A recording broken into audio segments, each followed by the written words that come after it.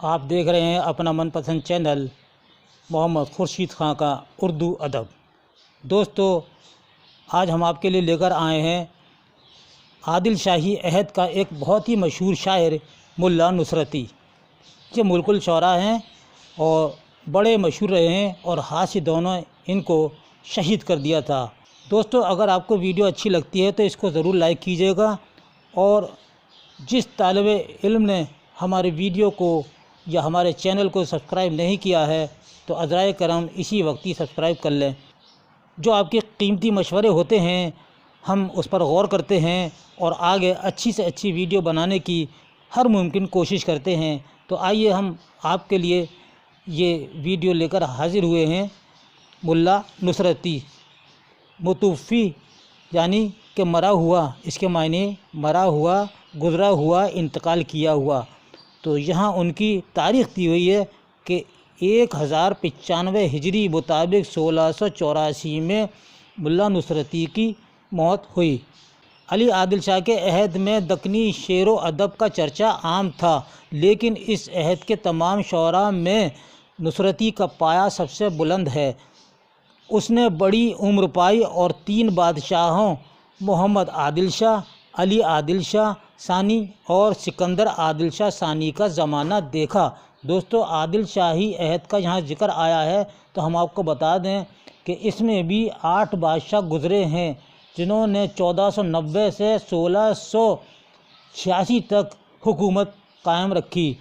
سب سے پہلے عادل شاہی عہد کا جو بادشاہ ہیں یوسف عادل شاہ، جو اس کے بانی ہیں، جنہوں نے حکومت کی تھی سب سے پہلے 1490 سے 1518 تک، اور آخر والے جو ہیں سکندر عادل شاہ ہیں جو آخری بادشاہ ہیں 1673 سے 1686 تک آپ کے سر پر تاج رہا عادل شاہی عہد کا۔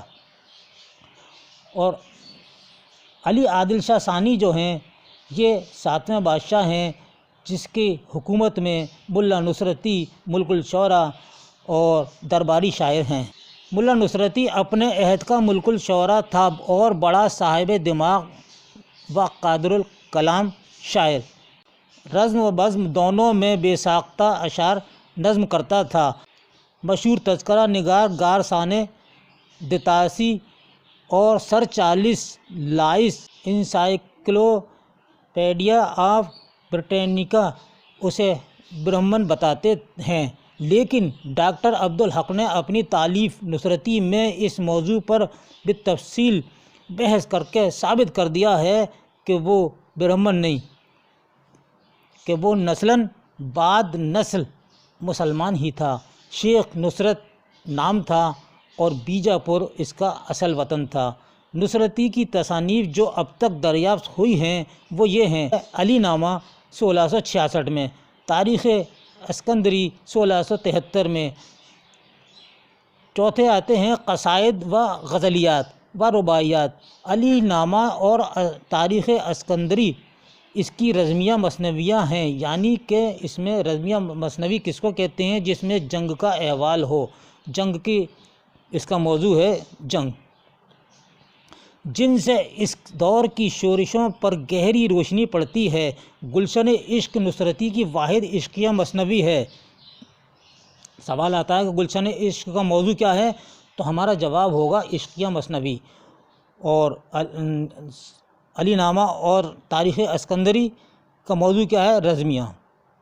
اردو فارسی کی عام داستانوں کے مطابق اس میں بھی مافوق الفطرت عناصر، دیو پری، سحر، طلسمات پائے جاتے ہیں، لیکن اپنے شعری حسن اور فنی نزاکتوں میں یہ مثنوی اپنی مثال نہیں رکھتی۔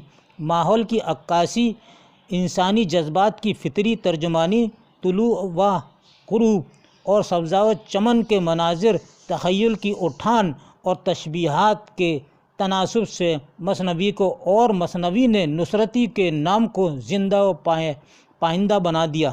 جزیات نگاری میں شاید ہی اردو کا کوئی دوسرا شاعر ہو جو نصرتی سے ٹکر لے سکے۔ وہ جب باغ کا نقشہ کھینچتا ہے تو لاتعداد پرندوں کے نام، ان کے وضع قطع اور ان کی کیفیت بڑی تفصیل سے بیان کرتا ہے۔ یہی حال شادی بیاہ کی مجلسوں اور دیگر رسومات کے سلسلے میں ہے۔ اس میں کم و بیش 4000 اشعار ہیں۔ قصے کا خاکہ ملاحظہ ہو، گلشن عشق قصے کا جو خلاصہ ہے اس کا ملاحظہ ہو، اور کنور منوہر اور مدمالتی کی یہ کہانی ہے کہ کنور منوہر اور مدمالتی اچانک ایک دوسرے پر عاشق ہو جاتے ہیں، لیکن دونوں کوسوں دور اور ایک دوسرے کے پتے تک سے نا آشنا ہیں، یعنی ان کو کسی کو پتہ نہیں ہے۔ تلاش جستجو کے عالم میں اتفاقاً راجکمار کنور منوہر کی ملاقات مدمالتی کی سہیلی چمپاوتی سے ہو جاتی ہے۔ راجکمار اسے دیو کی قید سے نجات دلاتا ہے۔ اس احسان کے بدلے میں چمپاوتی کی ماں اسے مدمالتی سے ملا دیتی ہے، لیکن مدمالتی کی ماں طیش میں آ کر مدمالتی کو چڑیا بنا دیتی ہے۔ چڑیا ایک راجکمار چندرسین کے ہاتھ لگ جاتی ہے، اسے اپنا حال سناتی ہے۔ چندرسین اسے مہارس نگر لے جا کر اس کی ماں سے اس کا جادو اترواتا ہے۔ پھر کنور منوہر اور جو پاگل ہو کر بازاروں میں پھرا کرتا تھا لایا جاتا ہے، دونوں کی شادی ہوتی ہے۔ منوہر اپنی محبوبہ کے ساتھ اپنے وطن کا رخ کرتا ہے۔ گلشن عشق کا سال تصنیف جیسا کہ خود نصرتی کے مصرع تاریخ سے ظاہر ہے 1657 ہے۔ یہ ان کا اشعار دیے ہوئے کہ دھریا اس کی تاریخ کا جب خیال، وہیں ہاتف غیب معجز خیال، کیا اس کی تاریخ یوں ہجرتی، مبارک ہو یہ ہدیہ نصرتی۔ یہ اس شعر کی صداقت ہے جو انہوں نے اس سن تالیف کے لیے لکھا ہے۔ مثنویات سے قطع نظر نصرتی نے غزلیات، رباعیات اور قصائد بھی کہے ہیں۔ اس کے قصیدے بڑی دھوم دھام کے ہیں۔ بقول ڈاکٹر زور، نصرتی سے بہتر قصیدہ نگاری کا استاد دکن میں نظر نہیں آتا۔ دوستو یہ قول ہے، یہ لکھ لیجئے کہ ملا نصرتی سے بہتر قصیدہ نگاری کا استاد دکن میں نظر نہیں آتا، تو یہ قول کس کا ہے؟ تو جواب دیجیے گا ڈاکٹر زور کا ہے۔ چاہیے کہیں کہ یہ بات کس نے کہی ہے؟ تو ڈاکٹر زور نے کہی ہے نصرتی کے لیے۔